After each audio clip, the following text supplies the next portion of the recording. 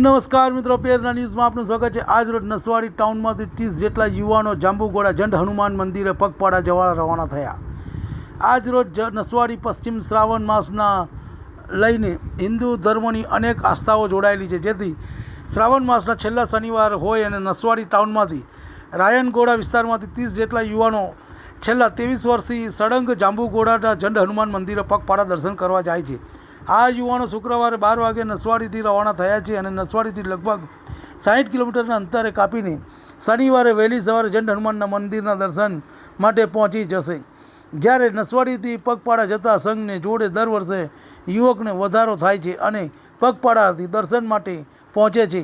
Report ભરત ભરવાડ, ચિરાગ રાઠવા, નસવાડી। તમને અમારા સમાચાર પસંદ આવ્યા હોય તો લાઇક, શેર, બેલ આઇકોન અને સબસ્ક્રાઈબ કરો। મારું નામ વિનોદ છે।